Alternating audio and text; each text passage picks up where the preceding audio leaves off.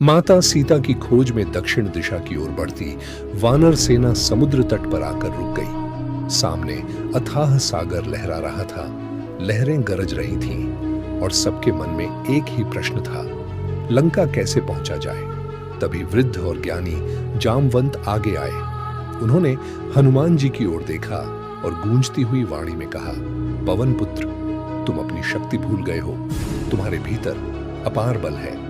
ये शब्द सुनते ही हनुमान जी के भीतर सोया हुआ आत्मविश्वास जाग उठा। उनका शरीर पर्वत के समान विशाल हो गया, आंखों में दिव्य तेज चमक उठा। उन्होंने गर्जना की, मैं समुद्र लांघकर लंका जाऊंगा और माता सीता का समाचार लेकर लौटूंगा। समुद्र लांघना हनुमान जी पर्वत शिखर पर चढ़े। उन्होंने श्री राम का स्मरण किया, हृदय में उनका नाम लिया और एक ही छलांग में आकाश में उड़ चले। नीचे समुद्र लहरा रहा था, बादल उनके साथ दौड़ रहे थे। रास्ते में पर्वतराज मैनाक प्रकट हुए। हे वानर वीर, विश्राम करो। हनुमान जी मुस्कुराए, जब तक कार्य पूर्ण न हो विश्राम नहीं। आगे सुरसा प्रकट हुई, उसने विशाल मुख फैलाया, मैं तुम्हें निगलूंगी। हनुमान जी तुरंत छोटे हो गए, उसके मुख में प्रवेश किया और पल भर में बाहर निकल आए। सुरसा प्रसन्न हुई, जाओ, तुम्हारा कार्य सफल होगा। फिर सिंहिका ने उनकी छाया पकड़ ली। हनुमान जी ने उसे परास्त किया और आगे बढ़ गए। लंका में प्रवेश रात का समय था। दूर स्वर्णमयी लंका चमक रही थी। हनुमान जी ने अपना रूप छोटा कर लिया। लंका के द्वार पर लंकिनी पहरा दे रही थी। उसने हनुमान को रोकना चाहा। हनुमान जी ने हल्का सा प्रहार किया। लंकिनी धरती पर गिरी और बोली, आज से लंका के विनाश का समय आरंभ हुआ। अशोक वाटिका हनुमान जी लंका में सीता माता को खोजते रहे।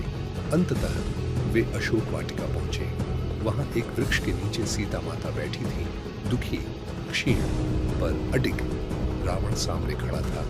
मुझे स्वीकार कर लो, सीता ने दृढ़ स्वर में कहा, मैं केवल राम की हूं। रावण क्रोधित होकर चला गया। रामदूत का संदेश हनुमान जी वृक्ष पर बैठे थे। उन्होंने धीरे से श्री राम की अंगूठी नीचे गिराई। सीता ने उसे उठाया। पहचानते ही उनकी आंखों से आंसू बह निकले। हनुमान जी सामने आए, हाथ जोड़कर बोले, माता, मैं श्री राम का दूत हूं। उन्होंने राम का संदेश सुनाया। सीता माता ने चूड़ामणि देते हुए कहा, यह राम को दे देना। लंका दहन, हनुमान जी ने सोचा, रावण की शक्ति का आकलन भी आवश्यक है। उन्होंने अशोक वाटिका उजाड़ दी, राक्षसों को परास्त कर दिया। उन्हें रावण के दरबार में ले जाया गया। रावण ने क्रोध में आदेश दिया, इसकी पूंछ में आग लगा दो। राक्षसों ने पूंछ में कपड़े बांधे, आग लगा दी। हनुमान जी मुस्कुराए। उन्होंने अपना रूप विशाल किया और पूरी लंका में कूदते हुए महलों में आग लगा दी। स्वर्णमयी लंका धधक उठी। फिर समुद्र तट पर जाकर उन्होंने पूंछ की, अग्नि शांत की और प्रार्थना की, हे प्रभु, सीता माता सुरक्षित रहे। विजय वापसी हनुमान जी समुद्र पार कर लौटे। वानर सेना आनंद से भर उठी। उन्होंने श्री राम के चरणों में चूड़ामणि रखी। माता, सीता सुरक्षित है। राम की आंखों में आंसू आ गए। उन्होंने हनुमान को गले लगाया। हनुमान, तुमने मेरा हृदय जीत लिया। राम रावण युद्ध, युद्ध कांड। राम रावण युद्ध का आरंभ लंका में सेतु निर्माण के बाद श्री राम की वानर सेना ने लंका पर आक्रमण किया। चारों ओर शंखनाद गूंज उठा। आकाश अस्त्र शस्त्रों से भर गया। रावण ने अपने महान योद्धाओं को युद्ध में भेजा। कुंभकर्ण, मेघनाद और अनेक राक्षस। भीषण युद्ध छिड़ गया। पृथ्वी कांप उठी। कुंभकर्ण और मेघनाद का अंत पहले कुंभकर्ण युद्ध भूमि में उतरा। उसका विशाल शरीर पर्वत के समान था। उसने वानर सेना में हाहाकार मचा दिया, पर अंततः श्री राम के दिव्य बाणों से वह धराशायी हो गया। फिर मेघनाद, जिसे इंद्रजीत भी कहते हैं, युद्ध में आया। उसने मायावी अस्त्रों से लक्ष्मण को घायल कर दिया। हनुमान तुरंत संजीवनी बूटी लाए। लक्ष्मण स्वस्थ हुए, पर अंततः मेघनाद का वध हुआ। रावण और राम का अंतिम युद्ध अब स्वयं रावण रणभूमि में आया। 10 सिर, 20 भुजाएं, अद्भुत तेज और क्रोध से भरा हुआ। राम और रावण के बीच घोर युद्ध हुआ। दोनों के अस्त्र आकाश को चीर रहे थे। राम बार बार रावण के सिर काटते, पर वे फिर उगाते। तभी विभीषण ने रहस्य बताया, रावण की नाभि में अमृत है। राम ने ध्यान लगाकर ब्रह्मास्त्र छोड़ा। बाण सीधा रावण की नाभि में लगा। रावण धरती पर गिर पड़ा। लंका में सन्नाटा छा गया। अधर्म का अंत हो चुका था।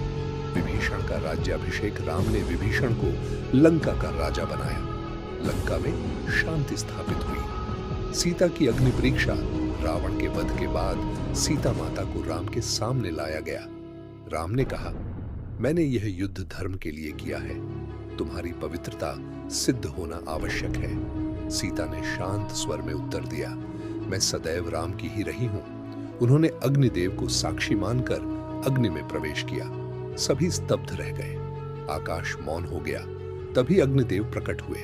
उन्होंने सीता को सकुशल बाहर लाकर कहा, सीता पूर्णतः पवित्र है। राम ने उन्हें हृदय से स्वीकार किया। विजय के बाद श्री राम अयोध्या लौटे। अयोध्या नगरी दीपों से जगमगा उठी। हर घर में उत्सव था, हर हृदय में आनंद था। प्रजा ने अपने प्रिय राजा का भव्य स्वागत किया। शंखनाद गूंजे, आकाश पुष्प वर्षा से भर गया। श्री राम का राज्याभिषेक हुआ और आरंभ हुआ राम राज्य। राम राज्य में कोई दुखी नहीं था, कोई भूखा नहीं था। सब ओर सुख, शांति और धर्म का प्रकाश था। न्याय निष्पक्ष था, सत्य सर्वोपरि था। राजा और प्रजा के बीच गहरा प्रेम था। अयोध्या सचमुच एक आदर्श राज्य बन गई।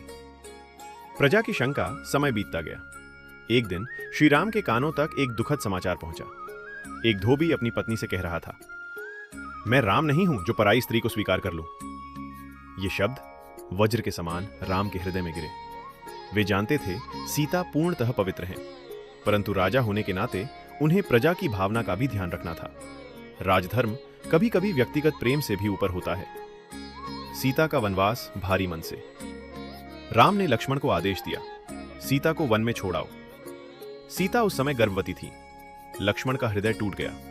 आंखों में आंसू थे, पर उन्होंने आज्ञा का पालन किया। वन की नीरवता में वे सीता को छोड़ आए। सीता ने इसे अपने भाग्य का निर्णय मान लिया। उन्होंने कोई प्रश्न नहीं किया, कोई शिकायत नहीं की। वहां महर्षि वाल्मीकि के आश्रम में उन्हें शरण मिली। लव और कुश का जन्म कुछ समय बाद। सीता ने जुड़वा पुत्रों को जन्म दिया, लव और कुश। महर्षि वाल्मीकि ने उनका पालन पोषण किया, उन्हें वेदों का ज्ञान दिया, शस्त्र विद्या सिखाई। दोनों बालक तेजस्वी बने, वीर बने और धर्मनिष्ठ बने। रामायण का गान एक दिन। अयोध्या में अश्वमेध यज्ञ का आयोजन हुआ। यज्ञ का अश्व लव कुश के क्षेत्र में पहुंचा। दोनों बालकों ने उस घोड़े को रोक लिया। युद्ध हुआ, पर उनकी वीरता देखकर सभी चकित रह गए। बाद में उन्होंने सभा में रामायण का गान किया, वह राम कथा जो महर्षि वाल्मीकि ने रची थी। राम स्वयं उस कथा को सुनकर भाव विभोर हो गए। जब सत्य प्रकट हुआ तो उन्हें ज्ञात हुआ ये दोनों उनके ही पुत्र हैं। सीता की अंतिम अग्नि परीक्षा। सीता को सभा में बुलाया गया। राम ने कहा, यदि तुम स्वयं को पवित्र सिद्ध करना चाहो तो प्रजा के सामने प्रमाण दो। सीता शांत थी। उनके चेहरे पर पीड़ा थी, पर आत्मसम्मान भी था। उन्होंने पृथ्वी माता को पुकारा, यदि मैं मन, वचन और कर्म से सदैव राम की ही रही हूं तो हे पृथ्वी माता, मुझे अपनी गोद में ले लो। तभी धरती कांप उठी, पृथ्वी फटी, स्वर्णमयी सिंहासन प्रकट हुआ। पृथ्वी माता स्वयं प्रकट हुई। उन्होंने सीता को अपनी गोद में बैठाया और धरती पुनः बंद हो गई। सभा स्तब्ध रह गई। वातावरण मौन हो गया। राम मौन खड़े रह गए। उत्तरकांड केवल कथा नहीं है, यह त्याग की पराकाष्ठा है। राम ने राजधर्म निभाया। सीता ने सत्य और मर्यादा का आदर्श स्थापित किया। धर्म का मार्ग सरल नहीं होता, परंतु वही शाश्वत होता है और अंततः सत्य ही अमर रहता।